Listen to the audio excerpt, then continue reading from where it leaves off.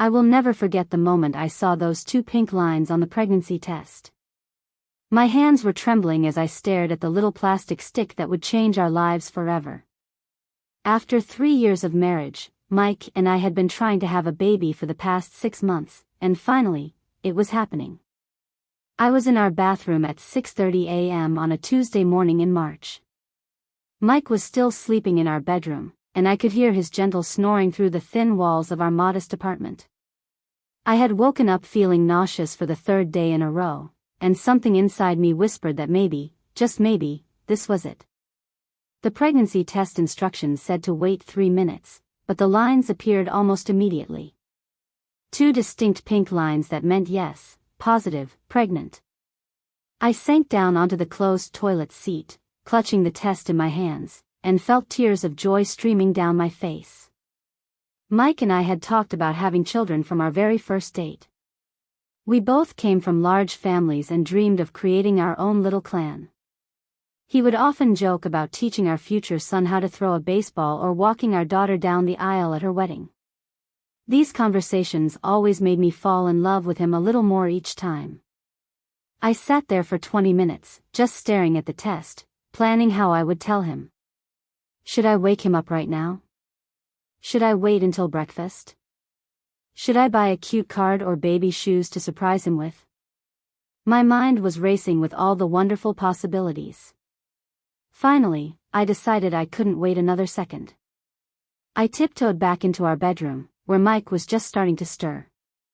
His dark hair was messy from sleep, and he had that adorable confused look he always got when he first woke up. "Good morning, sleepyhead," I whispered, sliding back into bed beside him. Morning, beautiful," he mumbled, pulling me close for a cuddle. "You're up early." "I have something to tell you," I said, my heart beating so fast I thought it might burst. "Something wonderful." Mike opened his eyes fully now, sensing the excitement in my voice. "What is it?" I held up the pregnancy test, barely able to contain my smile.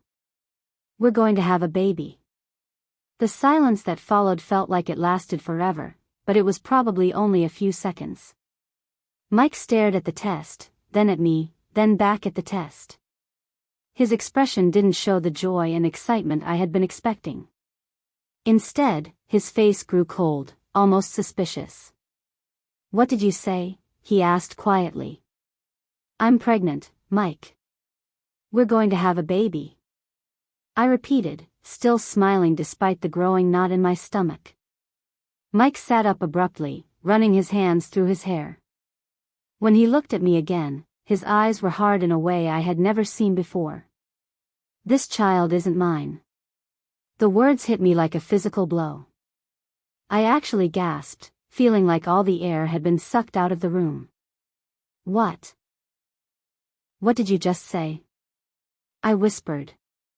"You heard me, Sarah. This child isn't mine." I stared at my husband, the man I loved more than anything in the world, the man I had pledged to spend my life with, and felt my heart shatter into a million pieces. "Mike, how can you say that? Of course it's yours. Who else's would it be?" He stood up from the bed and started pacing our small bedroom. "Don't play dumb with me, Sarah. I know what's been going on." "What's been going on?" "Mike, I don't understand. We've been trying to have a baby. This is what we wanted. Is it? Or is this what you wanted with him?" The emphasis on the word him made my blood run cold. I knew exactly who he was talking about. Hashtag the beginning of suspicion. Daniel Morrison had started working at Patterson and Associates 3 months ago. As the senior marketing coordinator, I had been assigned to help him get acquainted with our systems and procedures. Daniel was professional, intelligent, and easy to work with, but more importantly, he was someone from my past. Daniel and I had dated for 2 years in college. We had been serious, talking about marriage, planning our future together, until we broke up during our senior year over different career goals. He wanted to move to Chicago for a job opportunity, and I wanted to stay in Portland to be close to my family. We parted on good terms, with no hard feelings, just the understanding that sometimes love isn't enough when life pulls you in different directions. I hadn't seen or spoken to Daniel in over 6 years when he walked into our office that Monday morning in December. My heart skipped a beat when I saw him, not because I still had romantic feelings, but because seeing someone from your past always brings back a flood of memories. Sarah? Sarah Mitchell, he had said, using my maiden name. It's Sarah Cooper now, I corrected with a smile. I got married 3 years ago. Congratulations. I'm happy for you. Our initial interactions were perfectly professional. Daniel was friendly but respectful of my boundaries. We worked together on several projects, and I found myself genuinely enjoying his company. He was still the same funny, intelligent person I remembered from college, and we fell into an easy working relationship. The problem started when I made the mistake of mentioning Daniel to Mike. It was a Friday evening in January, and I was telling Mike about my day at work. I casually mentioned that my new colleague Daniel and I had figured out a solution to a problem we'd been working on for weeks. Daniel? Mike asked, looking up from his dinner. You've mentioned him a few times. Who is he? I should have been more careful with my answer, but I was tired and not thinking clearly. Oh, he's someone I used to know in college. He just started working with us. Mike's fork stopped midway to his mouth. Someone you used to know? Like, you were friends? We dated for a while, but that was years ago. It's not a big deal. The temperature in the room seemed to drop 10 degrees. Mike set down his fork and stared at me. You're working with your ex-boyfriend, and you didn't think to mention this to me before now? Mike, it's really not important. We dated in college, we broke up, and now we work together. That's it. That's it? Mike's voice was getting louder. Sarah, you've been working closely with some guy you used to sleep with for months, and you think that's not important? We work in the same office, Mike. We're not working closely together in the way you're implying. And whether or not we slept together in college has absolutely nothing to do with our professional relationship now. But Mike's jealousy had been triggered, and once that switch was flipped, there was no going back. Hashtag the escalation. Over the next few weeks, Mike's behavior became increasingly erratic. He would ask detailed questions about my workday, specifically wanting to know every interaction I had with Daniel.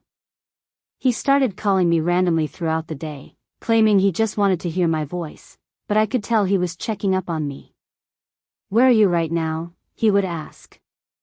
At my desk, working on the Henderson account. Is he there? Is who there? Don't play dumb, Sarah. Is Daniel there? Mike, there are 20 people in this office. Yes, Daniel is here, along with everyone else I work with. These conversations always ended with Mike in a bad mood and me feeling frustrated and hurt. I tried to reassure him that there was nothing between Daniel and me, but Mike's insecurity was like a poison spreading through our marriage. The situation got worse in February when Daniel and I were assigned to work on a presentation for a major client. The project required us to stay late several evenings to prepare materials and practice our presentation. I always told Mike about these late nights, but that seemed to make him even more suspicious. Why does it have to be you and him working together? He demanded one evening when I came home at 8 p.m. Because we're the two people with the most experience on this type of account, Mike. It's not personal, it's professional. I don't like it, Sarah. I don't like you spending so much time with him. What do you want me to do? Quit my job? Ask for a transfer? Mike, this is ridiculous. Maybe you should ask for a transfer. Or maybe he should. I stared at my husband in disbelief. Mike, listen to yourself. You're asking me to potentially damage my career because you're jealous of a coworker. I'm not jealous. I'm concerned. There's a difference. Concerned about what, exactly? Mike was quiet for a long moment, and when he spoke again, His voice was cold. I'm concerned that my wife is spending more time with her ex-boyfriend than she is with her husband. That night was the first time we went to bed angry. Mike turned his back to me and pretended to sleep, while I lay there staring at the ceiling, wondering how our marriage had gotten to this point. #the professional relationship. The truth was, Daniel and I did have a good working relationship, but it was exactly that, professional. Yes, we got along well, and yes, we had an easy rapport that came from knowing each other in the past, but there was never anything inappropriate about our interactions. Daniel was aware that I was married, and he respected that completely. He would ask about Mike occasionally, the way any friendly coworker might, and he always maintained appropriate boundaries. When we worked late, we kept our conversations focused on work. When we grabbed coffee or lunch, it was always in the company cafeteria or a public restaurant, never anywhere that could be misconstrued as romantic. I think what made Mike most uncomfortable was that Daniel and I could laugh together easily. We shared the same sense of humor, and we had a shorthand way of communicating that came from our shared history. But to me, this just made work more pleasant. I never thought of it as threatening to my marriage. One particular incident in late February seemed to push Mike over the edge. Daniel and I had just finished a successful presentation to the Morrison Industries account. Ironically, they had the same last name, though they weren't related. We were both relieved and excited that the client had accepted our proposal, and as we walked back to our office, Daniel impulsively gave me a quick, celebratory hug. "Great job, partner," he said, squeezing my shoulders briefly. It was the kind of hug you might give to any colleague after a big win, friendly, brief, and completely innocent. But unfortunately, Mike had chosen that exact moment to surprise me by showing up at my office with flowers. He was standing in the lobby when Daniel and I walked in, still laughing about something the client had said during the presentation. Mike saw the hug, saw us laughing together, and I could literally see his face change. "Mike," I said, surprised and pleased to see him. "What are you doing here?" He held up a bouquet of daisies, my favorite flowers. "I wanted to surprise you. Take you out to lunch." "That's so sweet. Let me just grab my purse." I turned to Daniel, who was looking uncomfortable now that he realized this was my husband. "Daniel, this is my husband Mike. Mike, this is Daniel Morrison." Daniel extended his hand with a friendly smile. "Nice to meet you, Mike. Sarah talks about you all the time." Mike shook his hand, but his grip was a little too firm and his smile was clearly forced. "I'm sure she does." The tension was thick enough to cut with a knife. I quickly gathered my things and practically dragged Mike out of the office, but I could tell the damage was done. At lunch, Mike was quiet and sullen. When I asked him what was wrong, he exploded. "What was wrong?" "I just watched my wife hug another man, Sarah. And not just any man, her ex-boyfriend. Mike, it was a work hug. We just landed a huge account. People hug when they're excited about work stuff. Do you hug all your male coworkers when you land accounts?" I had to think about that. "No, but Daniel is special, right? Daniel is a colleague, Mike. That's all. A colleague you used to sleep with. That was 6 years ago. It has nothing to do with now." We finished lunch in silence, and the drive back to my office was even more uncomfortable. As I got out of the car, Mike grabbed my wrist. "Sarah, I need you to listen to me very carefully. I don't trust him, and I don't like the way he looks at you. Mike, you met him for 5 seconds. 5 seconds was enough. That man still has feelings for you. Even if that were true, which I don't think it is, it wouldn't matter, because I don't have feelings for him. Don't you?" The question hung in the air between us. I stared at my husband, hurt that he would even ask such a thing. "No, Mike. I don't. I have feelings for you. You're my husband, and I love you. But I could see in his eyes that he didn't believe me. ### the final weeks before the pregnancy. The month of March was tense in our household. Mike continued to question me about my interactions with Daniel, and I found myself walking on eggshells, trying not to mention work or anything that might set him off. I started changing the way I behaved around Daniel at work, becoming more formal and distant. Daniel noticed the change and asked if everything was okay. "I'm fine," I lied. "Just stressed about some personal stuff." But Daniel was perceptive, and I think he figured out that Mike was having issues with our working relationship. He started making an effort to include other colleagues in our meetings and projects, probably to help reduce any appearance of impropriety. I appreciated his thoughtfulness, but it made me sad that I had to alter a perfectly innocent professional relationship because of my husband's jealousy. I began to resent Mike for putting me in this position. We had several arguments during this time, always about the same thing. Mike would accuse me of being too friendly with Daniel, and I would defend myself, insisting that there was nothing inappropriate about our relationship. These fights usually ended with Mike storming out of the room and me crying in frustration. The worst fight happened about 2 weeks before I took the pregnancy test. Mike had been particularly moody all evening, and I finally confronted him about it. "Mike, we can't keep going like this. This jealousy is destroying our marriage." "I'm not jealous, Sarah. I'm being realistic. You spend 8 hours a day with a man you used to be in love with. How am I supposed to feel about that? You're supposed to trust me. You're supposed to believe me when I tell you that I love you and only you. It's hard to trust you when you're always defending him." "I'm not defending him. I'm defending myself and my right to do my job without being interrogated every day." "Your job? Is that what this is about? Or is it about getting to spend time with Daniel?" I stared at Mike in complete shock. "I cannot believe you just said that.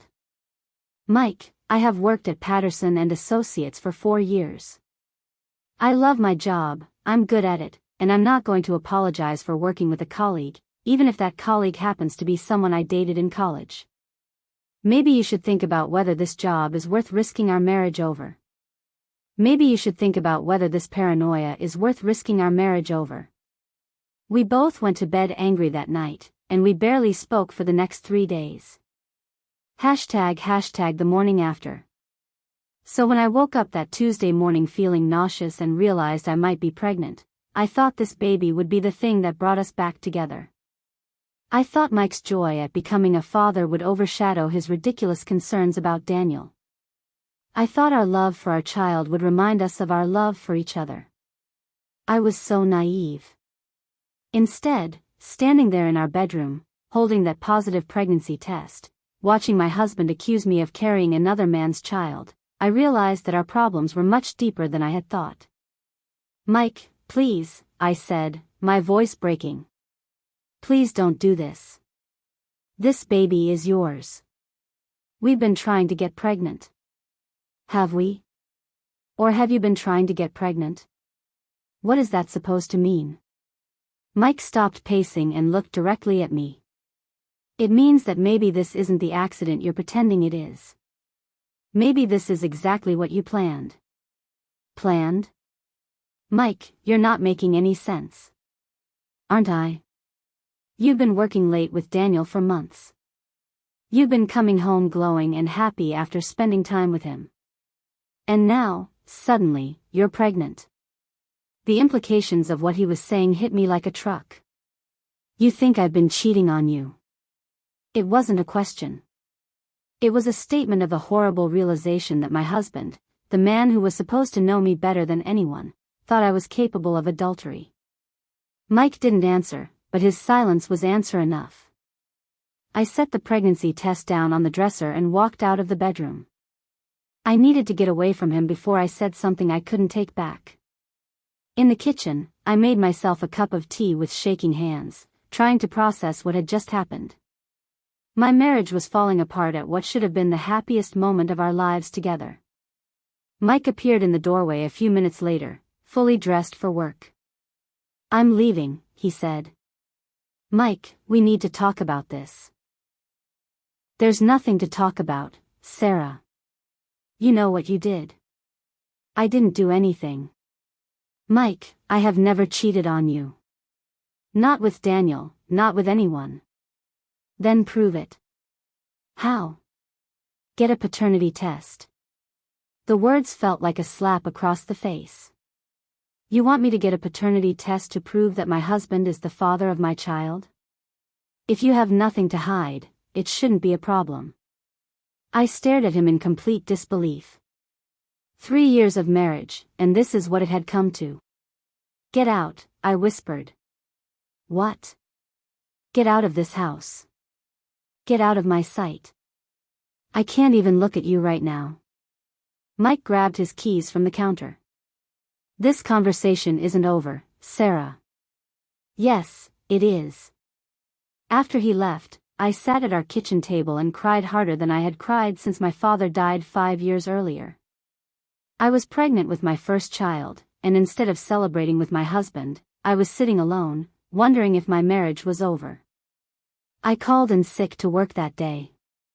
I couldn't face seeing Daniel, knowing that Mike's accusations were now hanging over every interaction we might have. I couldn't face my colleagues, wondering if they had noticed anything that might have given Mike reason to be suspicious. Most of all, I couldn't face the possibility that the man I loved didn't trust me enough to believe that our child was his child. As I sat there, one hand on my still flat stomach, I made a promise to the tiny life growing inside me. No matter what happened between Mike and me, this baby would be loved and protected and wanted. Even if it meant protecting them from their own father. Mike didn't come home that night. Or the next night. Or the night after that. I tried calling him, but he wouldn't answer. I texted him, asking where he was staying, if he was okay, if we could talk. The responses I got were cold and brief. I'm fine. Staying at Jake's. Nothing to talk about. Jake was Mike's college roommate and best friend. If Mike was confiding in anyone, it would be Jake. The thought of Mike telling his friend that he suspected me of cheating made my stomach turn. I went back to work on Friday, 3 days after the pregnancy revelation. I hadn't told anyone about the pregnancy yet. I wanted to wait until after the first doctor's appointment. But more than that, I couldn't bear sharing happy news when my world was falling apart. Daniel noticed something was wrong immediately. You look terrible, he said at the coffee machine. Are you feeling all right? Just tired, I lied. Sarah, is everything okay? You seem different this week. Distant. I wanted to tell him everything. Daniel had always been easy to talk to, and I desperately needed someone to listen. But I couldn't. Talking to Daniel about my marriage problems, especially when those problems centered around him, would only make things worse. I'm fine, Daniel. Just dealing with some personal stuff. He looked like he wanted to push the issue, but thankfully he didn't. Okay, but if you need someone to talk to, you know I'm here, right? The kindness in his voice almost made me break down right there. Thanks. I appreciate that. ## Mike's investigation. What I didn't know was that Mike was conducting his own investigation into my supposed infidelity. He had taken the week off work, telling his boss he was dealing with a family emergency, and he was using that time to gather evidence against me. He started by going through our credit card statements, looking for any charges that seemed suspicious. A lunch at a restaurant I didn't usually go to. A coffee shop purchase at an unusual time. He was building a timeline in his head, trying to pinpoint when and where I might have been cheating. He also started following me. I didn't realize it at the time, but Mike was watching me leave for work each morning and come home each evening. He was noting the exact times, comparing them to my usual schedule, looking for discrepancies. Most disturbing of all, he started watching Daniel. He found out where Daniel lived and began driving by his apartment at night, looking for my car. He researched Daniel's social media profiles, his work history, his relationships. On Saturday morning, a week after I had told him about the pregnancy, Mike finally came home. I was in the kitchen making breakfast when I heard his key in the lock. "Mike?" I called out, hope rising in my chest. Maybe he had come to his senses. Maybe he was ready to apologize and talk about our future together. He walked into the kitchen without greeting me, his face set in hard lines. "We need to talk," he said. "Yes, we do. Mike, I'm so glad you're." "I know about the lunch." I stopped mid-sentence, confused. "What lunch?" "February 14th, Valentine's Day. You charged $67 at Romano's restaurant. You told me you ate at your desk that day." My heart started pounding. Romano's was an upscale Italian restaurant downtown. I had indeed eaten there on February 14th, but not for the reason Mike was implying. "Mike, that was a business lunch. The Henderson account, remember? You told me you ate a sandwich at your desk." I tried to remember the conversation. It was possible I had been distracted when he asked about my day and had given him an abbreviated answer. I may have mentioned the sandwich, but I also had the business lunch. "Mike, you can check with my boss if you want. The lunch was approved, it was on the company calendar." "Who did you have lunch with?" I knew this was a trap, but I had no choice but to tell the truth. "Daniel and the Henderson account team." "Just Daniel and you?" "No, there were 5 of us." "Mike, this is ridiculous. You're acting like a detective interrogating a suspect." Maybe because that's exactly what this is. The coldness in his voice sent chills down my spine. This wasn't my husband talking. This was a stranger who looked like Mike but had none of his warmth or love. "Fine," I said quietly. "I'll take the paternity test. But when it proves that you're the father, I want you to get help. This paranoia, this jealousy, it's not normal, Mike. It's destroying us. We'll see who needs help when the results come back." ## the appointment. I made an appointment with my doctor for the following Tuesday to confirm the pregnancy and discuss prenatal care. I also asked about paternity testing, though it made me sick to even bring it up. Paternity testing during pregnancy is possible, Dr. Williams explained, but it's not usually necessary unless there are legal reasons or genuine uncertainty about paternity. "My husband has some concerns," I said, trying to keep my voice steady. Dr. Williams looked at me with kind but worried eyes. "Sarah, is everything all right at home?" These kinds of concerns can sometimes indicate other issues in a relationship. I wanted to break down and tell her everything, but I was afraid that if I started crying, I wouldn't be able to stop. The pregnancy confirmation was bittersweet. Seeing the tiny blob on the ultrasound screen that was my baby should have been one of the happiest moments of my life. Instead, I was alone, taking pictures with my phone to show a husband who didn't believe the child was his. I was 8 weeks pregnant, which meant the baby had been conceived in late January or early February. I tried to remember if Mike and I had been intimate during that time, despite our fighting. We had been, several times, which should have been proof enough for any reasonable person. But Mike was no longer being reasonable. ## Mike's betrayal. While I was trying to figure out how to save my marriage, Mike was spiraling deeper into paranoia and anger. He had convinced himself that I was having an affair, and every day that passed without a confession from me only made him angrier. He started drinking more heavily, staying out late at bars with Jake and other friends. He would come home smelling like alcohol and perfume, having spent the evening at clubs or parties. One night, about 2 weeks after the pregnancy revelation, Mike came home very late and very drunk.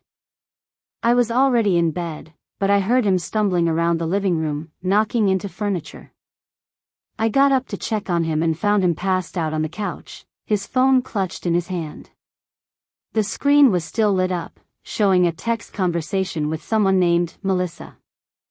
My heart stopped as I read the messages. Mike, thanks for tonight. I needed that. Melissa, anytime. You know where to find me when you're ready for more. Mike, soon. Very soon. I stared at the phone in disbelief. While Mike was accusing me of cheating, he was apparently having an affair of his own. I took screenshots of the conversation with my own phone, then put his phone back in his hand. I went back to bed, but I didn't sleep at all that night. The next morning, Mike woke up with a terrible hangover and no memory of how he had gotten home. He showered and got dressed for work without saying a word to me. As he was leaving, I stopped him at the door. Mike, who's Melissa? He froze, his hand on the doorknob. What are you talking about? I pulled out my phone and showed him the screenshots. His face went white. Sarah, I can explain. Can you? Because from where I'm standing, it looks like you're cheating on your pregnant wife while accusing her of infidelity. It's not what you think. Melissa is just a friend. I was upset, and she was there to listen. A friend who you thanked for, tonight, and who offered you more. Mike's jaw tightened. You went through my phone. Your phone was in your hand when you passed out drunk on our couch. The screen was lit up. I didn't have to go through anything. This is different, Sarah. This is because of what you did. What I did? Mike, I haven't done anything. But apparently, you have. I haven't slept with her. Yet. But you're planning to, aren't you? Mike didn't answer, which was answer enough. Get out, I said quietly. Sarah. Get out of this house. Don't come back until you're ready to tell me the truth about everything. Mike stared at me for a long moment, then grabbed his keys and left. #the truth comes out. Over the next few days, more details about Mike's affair came to light. Melissa turned out to be a bartender at the sports bar where Mike had been spending most of his evenings. She was 23, blonde, and according to her social media profiles, she had a reputation for getting involved with married men. Jake, Mike's best friend, finally called me on Thursday evening. Sarah, I need to talk to you, he said. Can we meet for coffee? I agreed, curious about what Jake had to say. We met at a neutral Starbucks. I owe you an apology, Jake began. Mike told me what was going on, about his suspicions about you and Daniel, and I believed him. But Sarah, after this week. I think Mike is losing his mind. What do you mean? He's obsessed. All he talks about is you and Daniel. He's convinced himself that you've been having this elaborate affair, and no amount of logic or reason can shake him from it. Jake paused, looking uncomfortable. And then there's Melissa. Sarah, I think Mike is sleeping with her. I've tried to talk to him about it, but he just says it's different, that what you did to him justifies what he's doing. What I did to him? Jake, I haven't done anything except work with a colleague. I know that now. I've been watching Mike these past few weeks, and I can see that his jealousy is completely irrational. But Sarah, I think he's gone too far to turn back. His pride won't let him admit he was wrong. So what are you saying? I'm saying that I think your marriage might be over. And I'm sorry, because I think Mike is throwing away the best thing that ever happened to him. That conversation was the wake-up call I needed. I realized that I had been holding on to hope that Mike would come to his senses, but the truth was that he had already made his choice. He had chosen to believe the worst about me, and he had chosen to betray our marriage vows. #the decision. That weekend, I made several important decisions. First, I scheduled the paternity test for the following week. Not because I had any doubt about who the father was, but because I wanted irrefutable proof when this inevitably ended up in divorce court. Second, I called a divorce attorney and scheduled a consultation. I needed to understand my rights and options, especially regarding custody and financial support. Third, I started looking for a new apartment. Whether Mike and I worked things out or not, I couldn't stay in our current place. There were too many bad memories, too much pain associated with every room. Finally, I decided to tell my family and close friends what was happening. I had been keeping Mike's accusations to myself out of embarrassment and a misguided desire to protect our privacy, but I realized that I needed support. My sister Emma was the first person I told. She listened to the entire story without interrupting, and when I finished, she was quiet for a long moment. "Sarah," she finally said, "I need to ask you something, and I need you to be completely honest with me." "Okay. Are you having feelings for Daniel?" I was shocked by the question. "Emma, no. I told you, we're just colleagues. I believe that you haven't cheated, but that's not what I asked. I asked if you have feelings for him." I thought about it honestly. Did I have feelings for Daniel? I enjoyed his company, I respected him professionally, I found him attractive. But did I have romantic feelings for him? I don't know, I admitted.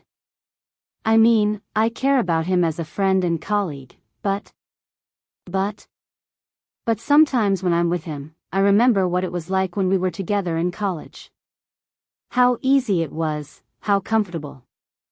And how does that make you feel? Guilty. Confused.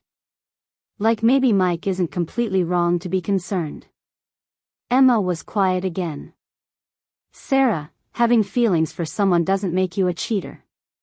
Acting on those feelings would, but you haven't done that. The problem isn't that you might have feelings for Daniel. The problem is that your husband doesn't trust you, and instead of talking to you about his concerns like an adult, he's chosen to have an affair and destroy your marriage. But what if Mike is right? What if I was being inappropriate with Daniel without realizing it? Even if that were true, and I don't think it is, Mike's response has been completely unacceptable. You don't accuse your pregnant wife of adultery and then go sleep with someone else because you're feeling insecure." Emma was right, and I knew it. Whatever mistakes I might have made in my marriage, they didn't justify what Mike was doing. Hashtag the paternity test. The paternity test was scheduled for the following Tuesday. The procedure was simple but emotionally devastating.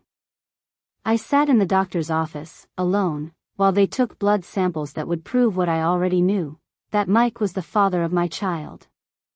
Mike didn't come to the appointment, but he called that afternoon. "When will we have the results?" he asked without preamble. "Hello to you too, Mike. The results should be available in about a week." "Good. I want this settled." "It is settled, Mike. The only question is whether you'll be man enough to apologize when the test proves you were wrong. We'll see." The week waiting for the results was torture. I threw myself into work, trying to stay busy and avoid thinking about what would happen next. Daniel noticed that I was distracted and offered several times to help with my workload, but I declined. The last thing I needed was to give Mike more ammunition, even though at this point it probably didn't matter. On Friday afternoon, Dr. Williams called with the results. "Sarah, the paternity test results are in. As expected, your husband is definitely the father. The probability is 99.99%. I felt a mixture of relief and sadness. Relief that I had proof of what I already knew, and sadness that it had come to this in the first place. "Thank you, Dr. Williams. Can you send a copy of the results to my attorney?" "Of course." "Sarah, how are you holding up? This must be a very difficult time." "I'm managing. Thank you for asking." That evening, I called Mike and left a voicemail. "Mike, the paternity test results are in. You are the father, as I've been telling you all along. The question now is what you're going to do with that information." He didn't call back that night, or the next day, or the day after that. By Monday, I realized that even concrete proof wasn't going to be enough to fix what was broken between us. #the final confrontation. Mike finally showed up at our apartment on Tuesday evening, exactly 1 week after the paternity test results came in. I was packing boxes in the bedroom when I heard his key in the lock. "Sarah," he called out. "I'm in the bedroom." He appeared in the doorway, looking haggard and tired. For a moment, I felt a flicker of the old love I had for him, but it quickly faded when I remembered everything he had put me through. "I got your message about the test results," he said. And I need to explain something to you." I stopped packing and looked at him. "I'm listening." Mike sat down heavily on the edge of our bed. "Sarah, I know the baby is mine. I think I always knew." I stared at him in shock. "What did you just say?" "I said I know the baby is mine.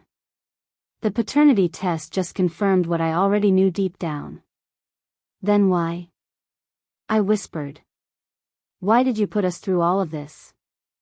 Mike was quiet for a long moment. "Because I was scared." "Scared of what?" "Scared that you were falling in love with Daniel. Scared that I was losing you. Scared that I wasn't good enough to keep you."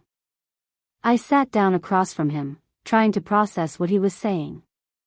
"So instead of talking to me about your fears, you decided to accuse me of adultery and have an affair with someone else?" Mike's face crumpled. "Sarah, I know how it looks, but I haven't slept with Melissa. I was going to, but I couldn't go through with it." "But you wanted to. You were planning to." "Yes," he admitted quietly. "I wanted to hurt you the way I thought you were hurting me." I felt something inside me break at those words. This was the man I had married, the man I had loved more than anything, and he had wanted to hurt me. "Mike, do you understand what you've done? Do you understand that you've destroyed our marriage over fears and suspicions that weren't even based in reality? I can fix this, Sarah. We can go to counseling. I can get help with my jealousy issues. We can make this work." I looked at this man who had been my partner, my best friend, my lover, and I realized that I didn't even recognize him anymore. "No, Mike. We can't. No, Mike. We can't." The words hung in the air between us like a final verdict. Mike's face went pale, and I could see the moment when he realized I was serious. "Sarah, please. Don't give up on us. I made a mistake, but people make mistakes. We can work through this." "A mistake?" I stood up, anger finally overriding the sadness I had been feeling. "Mike, you didn't make a mistake. You made a choice. Multiple choices. You chose not to trust me. You chose to believe the worst about me. You chose to investigate me like I was a criminal. You chose to emotionally cheat with another woman. I was hurting, Sarah. I thought I was losing you. So instead of talking to me, your wife, the person who loved you more than anything in the world, you decided to destroy our marriage preemptively?" Mike stood up and tried to reach for me, but I stepped back. "Don't touch me. You lost the right to touch me when you decided I was a cheater and a liar." "Sarah, I'm sorry. I'm so sorry. I know I handled this badly, but we can fix it. We can go to therapy, work on our communication. Mike, you accused me of carrying another man's child. Do you understand how devastating that was? Do you understand that you questioned the very foundation of who I am as a person?" Tears were streaming down my face now, all the pain and hurt of the past month pouring out.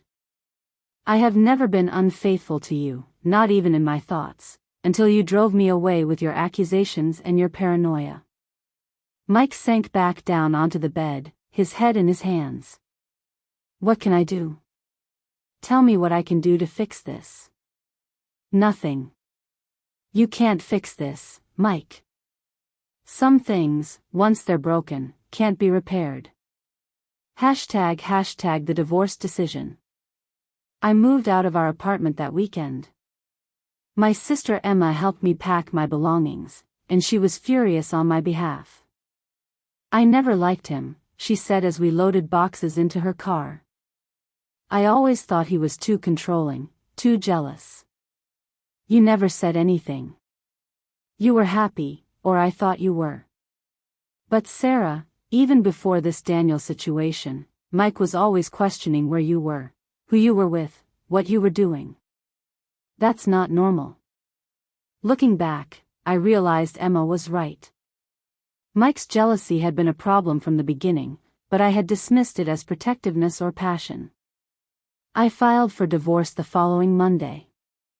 Mike tried to contest it, claiming we could work things out with counseling, but I was done.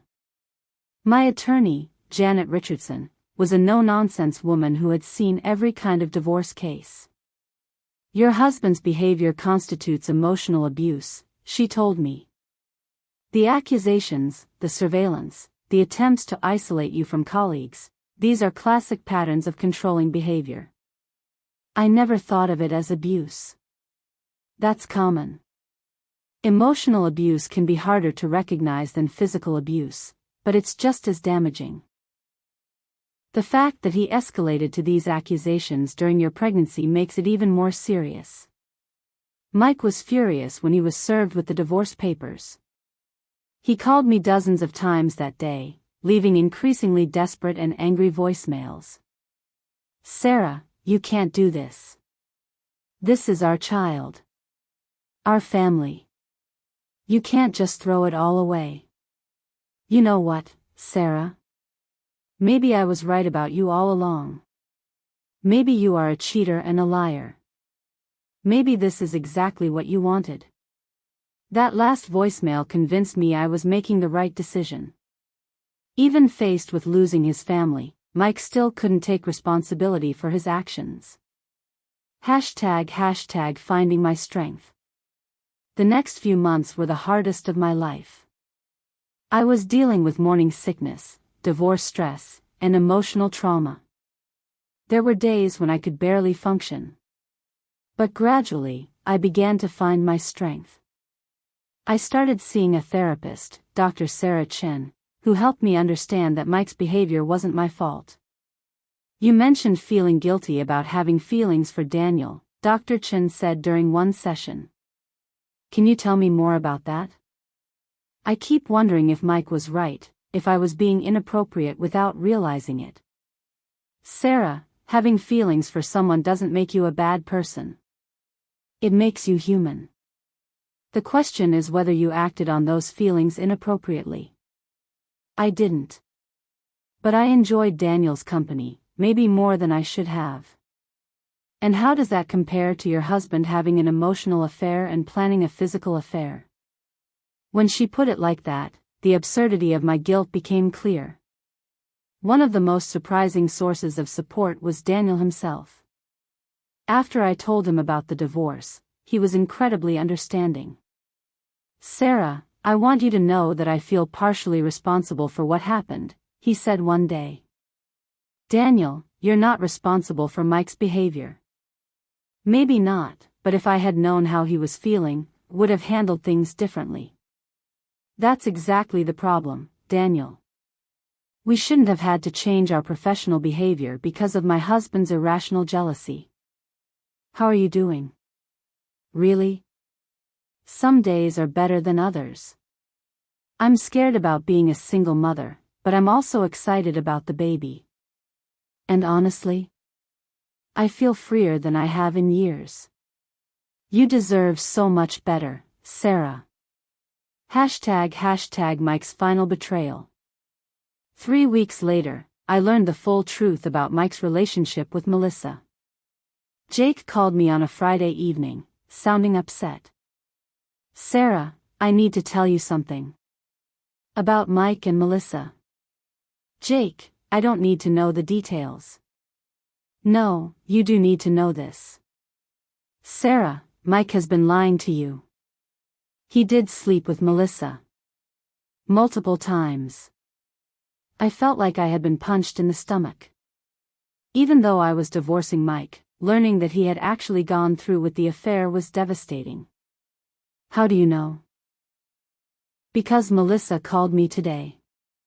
She found out about the baby and realized Mike had been lying to her about why you were divorcing. What did she say? She said Mike told her that you had been cheating with Daniel, and that the baby might not even be his. She believed him until she did some digging and realized you were pregnant before he even met her. I sat down heavily, trying to process this information. Sarah, there's more. Melissa said Mike has been talking about trying to get full custody of the baby. He told her he was going to prove you were an unfit mother. I immediately contacted my attorney. Janet was furious when I told her what Mike was planning. This man is unbelievable, she said. First he accuses you of adultery, then he has an affair himself, and now he wants to claim you're an unfit mother? Melissa agreed to provide a statement about her affair with Mike and his lies about our divorce. Her testimony was devastating to Mike's case. #the custody hearing. The custody hearing was scheduled for when I was 24 weeks pregnant. Mike's attorney tried to paint me as an unfaithful wife who was alienating Mike from his child. But Janet was prepared. She presented evidence of Mike's surveillance, his accusations, his affair with Melissa, and his attempts to manipulate the custody situation through lies. The most powerful moment came when Janet called Daniel as a witness. Mr. Morrison, Janet began, how would you characterize your professional relationship with Mrs. Cooper? Completely professional, Daniel replied clearly. We work together on client accounts and collaborate on presentations. It's the same relationship I have with other colleagues. Has Mrs. Cooper ever behaved inappropriately toward you? Never. She's always been professional, respectful, and appropriate in all our interactions. Are you aware that Mr. Cooper has accused his wife of having an affair with you? Yes, I'm aware of the accusations. Is there any truth to those accusations? Daniel looked directly at Mike as he answered. Absolutely not. Mrs. Cooper has never been anything but loyal to her marriage. If Mr. Cooper had taken the time to get to know me or observe our actual interactions, he would have seen that there was nothing inappropriate happening. The judge ruled in my favor, granting me primary custody with supervised visitation for Mike until he completed anger management classes. #the birth and new beginning. My daughter Emma was born on a beautiful October morning.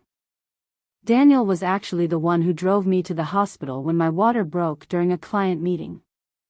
He stayed with me until my sister arrived. Thank you, I told him as my sister was wheeling me into the delivery room. For everything. You've been such a good friend through all of this. Emma Rose Cooper was born at 3:47 p.m., weighing 6 pounds, 2 ounces. She was perfect, and holding her for the first time, I knew that every horrible thing I had been through was worth it to get to this moment. Mike came to the hospital that evening, accompanied by his court-ordered supervisor. Seeing him hold our daughter was bittersweet, but I realized that whatever feelings I had left for him were completely overshadowed by my love for our child. #6 months later. Emma is now 6 months old, and she is the light of my life. She's healthy, happy, and absolutely beautiful. Mike sees her twice a week under supervision, and while it's awkward, we manage to be civil for her sake.